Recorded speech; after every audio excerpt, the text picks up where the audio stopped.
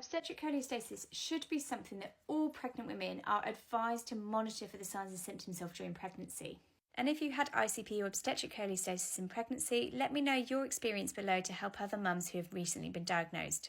And the signs and symptoms that you should be aware of in pregnancy include itching all over your body, it being worse at night, and most commonly the itching of your palms of your hands and the soles of your feet.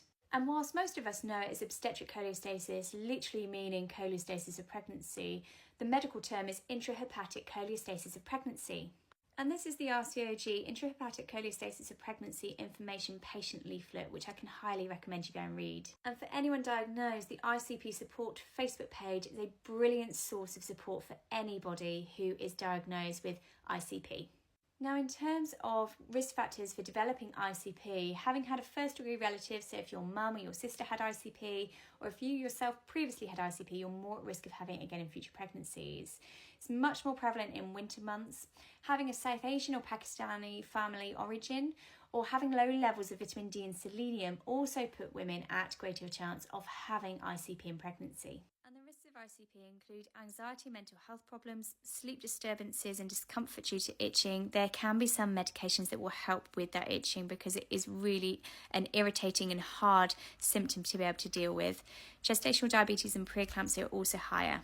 Long term, you're more likely to experience hepatobiliary disease, diabetes, thyroid conditions, Crohn's and psoriasis. And for babies, it can increase the chance of having meconium stain liquor in pregnancy. I've done videos on that before.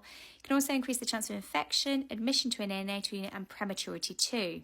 And the other risk, which is the big risk that most women worry about, is the stillbirth risk. So in women with mild ICP, the rate and the chance of a stillbirth happening with mild ICP is comparative to your everyday general population. In terms of moderate ICP, the risks of stillbirth go up slightly, which is why an induction or a caesarean is recommended from 38 to 39 weeks.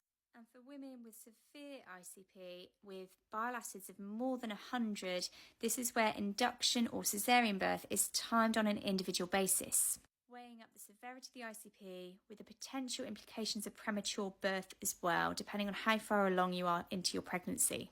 It's also why regular blood tests happen during pregnancy to see whether or not it remains mild ICP or whether it develops into moderate or severe ICP.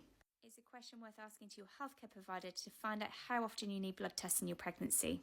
And this is open access on the RCOG website, the guideline for healthcare professionals. And some women will be prescribed certain medications with ICP. Now, this depends on your local guidelines, but also what is going on with your ICP, the levels in your own medical history. But sometimes things like vitamin K, some creams, urso, or chlorphenamine, which is an antihistamine, commonly known as Piriton, is sometimes used. And this is one of the benefits that induction of labour can offer. And what they have found from the research is that there is no difference in operative or assisted births with obstetric cholestasis induction of labours compared to control groups.